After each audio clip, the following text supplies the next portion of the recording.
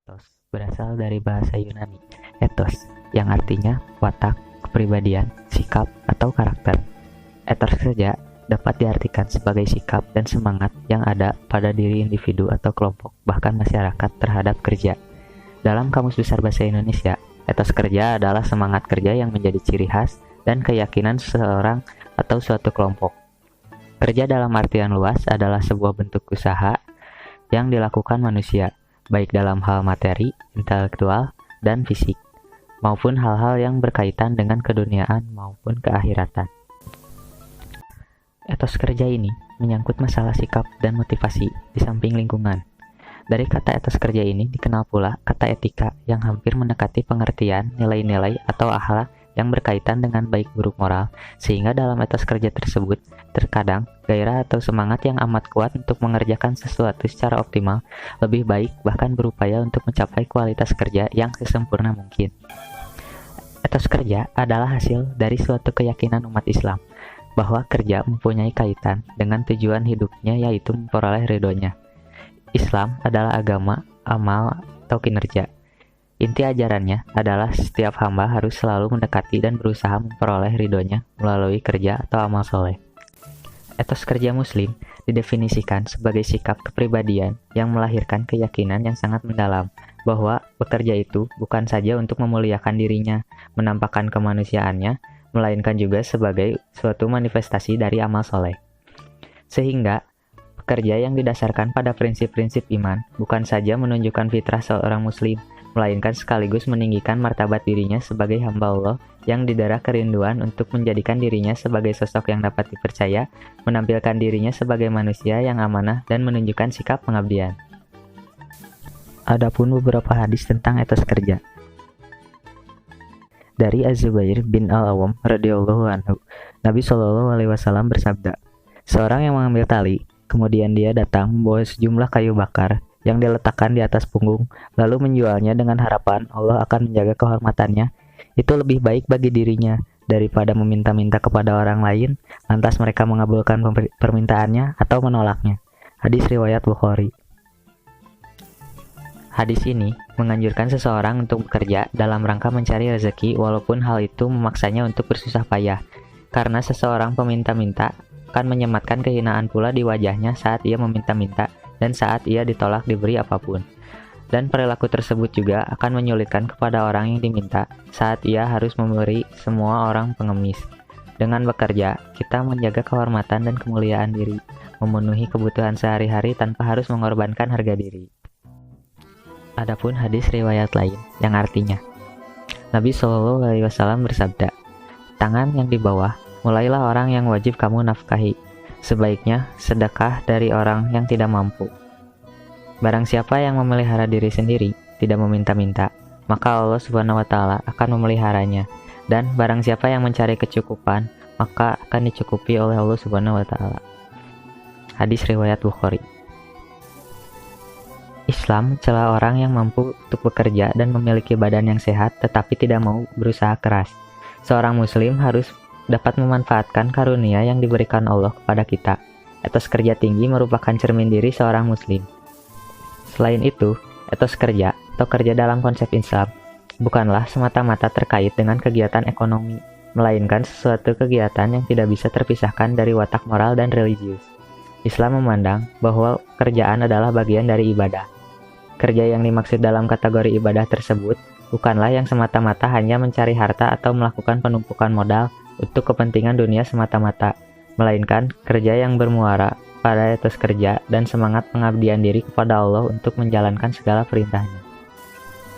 Seorang muslim yang memiliki etos kerja adalah mereka yang selalu obsesif atau ingin berbuat sesuatu yang penuh manfaat yang merupakan bagian amanah dari Allah.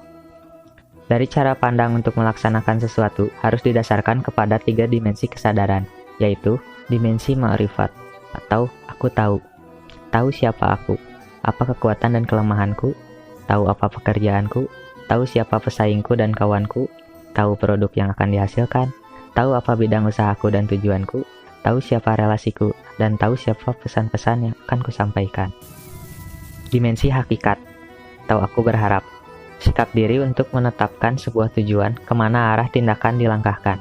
Setiap pribadi muslim meyakini bahwa niat atau dorongan untuk menetapkan cita-cita merupakan ciri bahwa dirinya hidup. Dimensi syariat atau aku berbuat. Pengetahuan tentang peran dan potensi diri, tujuan serta harapan-harapan hendaklah mempunyai arti kecuali bila dipraktikkan dalam bentuk tindakan nyata yang telah diyakini kebenarannya. Meneladani etos kerja Rasulullah SAW. Meneladani etos kerja Rasulullah SAW menjadikan kerja sebagai aktualisasi keimanan dan ketakwaan. Rasul bekerja bukan untuk menumpuk kekayaan duniawi. Beliau bekerja untuk meraih keridhaan Allah Subhanahu wa Ta'ala. Suatu hari, Rasulullah SAW berjumpa dengan Sa'ad bin Mu'adz al-Ansari. Ketika itu, beliau melihat tangan Sa'ad melepuh. Kulitnya gosong kehitam-hitaman seperti terpanggang matahari.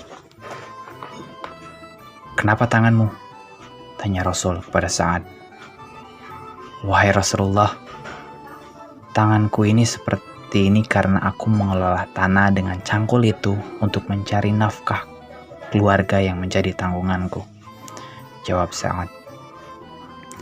Seketika itu, beliau mengambil tangan Sa'ad dan menciumnya seraya berkata, "Inilah tangan yang tidak akan pernah disentuh api neraka."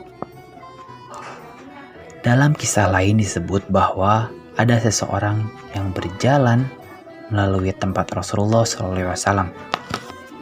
Orang tersebut bekerja dengan sangat giat dan tangkas. Para sahabat kemudian bertanya, "Wahai Rasulullah, andai kata bekerja semacam orang itu dapat digolongkan jihad fisabilillah, maka alangkah baiknya." Mendengar itu, Rasul pun menjawab, "Kalau ia bekerja untuk menghidupi anak-anaknya yang masih kecil, itu adalah fisabilillah. Kalau ia bekerja untuk menghidupi kedua orang tuanya yang sudah lanjut usia, itu adalah fisabilillah. Kalau ia bekerja untuk kepentingan dirinya sendiri agar tidak minta-minta, itu juga fisabilillah." Hadis riwayat At-Tabrani. Bekerja adalah meninvestasi amal soleh.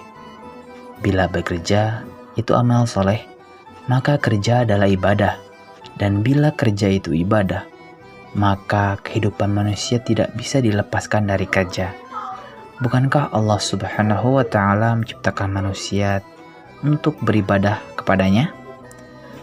Tidak berlebihan bila keberadaan seorang manusia ditentukan oleh aktivitas kerjanya.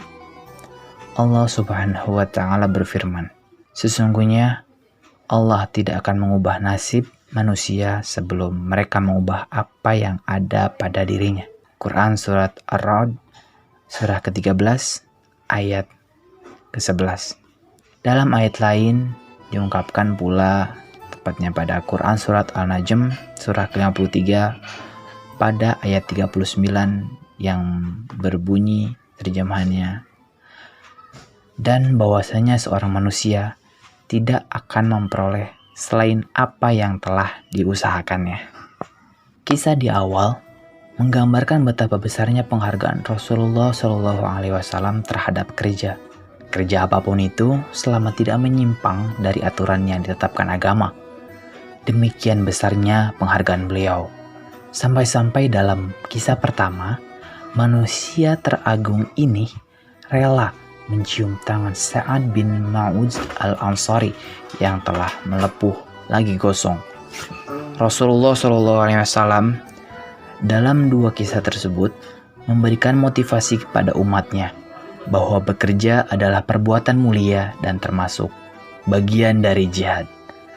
Rasulullah SAW adalah sosok yang selalu berbuat sebelum beliau memerintahkan para sahabat untuk melakukannya. Hal ini sesuai dengan tugas beliau sebagai uswatun hasanah, teladan yang baik bagi seluruh manusia. Maka saat kita berbicara tentang etos kerja Islami, maka beliaulah orang yang paling pantas menjadi rujukan. Dan berbicara tentang etos kerja Rasulullah SAW sama artinya dengan berbicara bagaimana beliau menjalankan peran-peran dalam hidupnya. Konsep dasar kewirausahaan.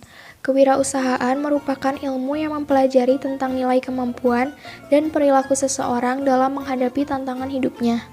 Unsur-unsur kewirausahaan meliputi motivasi, visi, komunikasi, optimisme, dorongan semangat, dan kemampuan memanfaatkan peluang.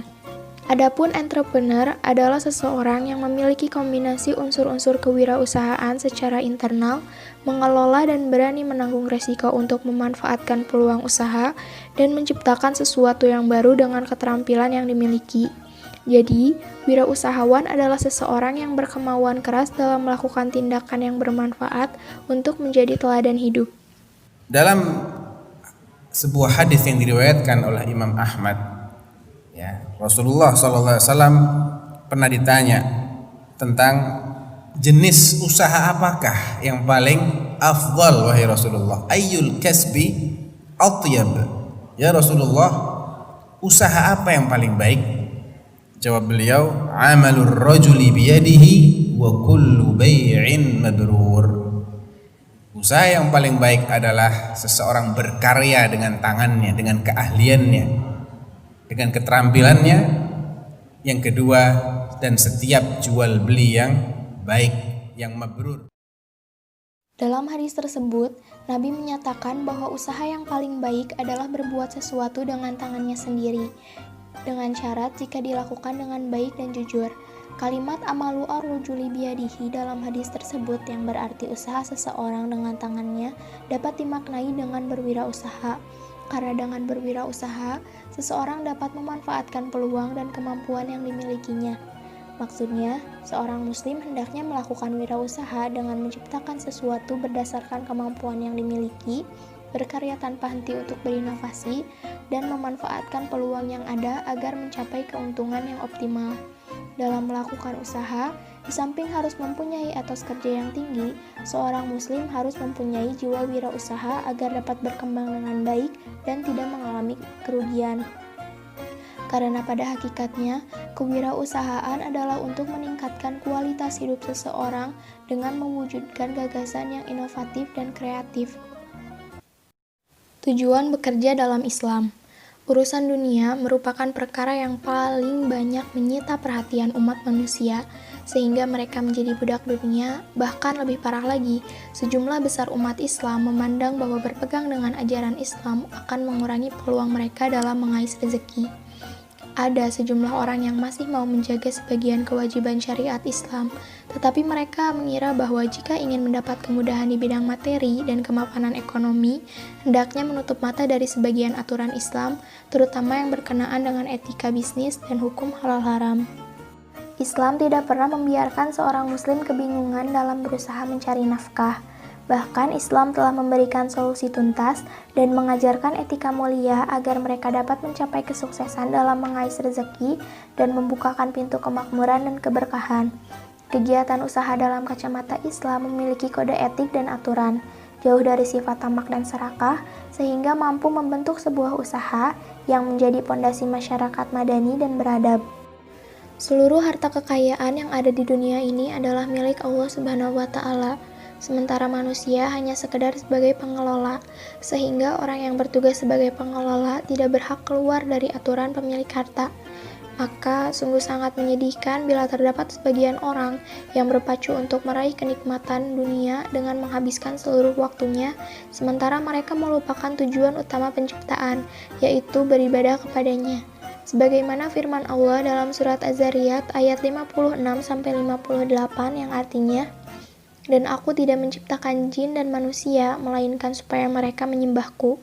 Aku tidak menghendaki rizki sedikit pun dari mereka, dan aku tidak menghendaki supaya memberi aku makan.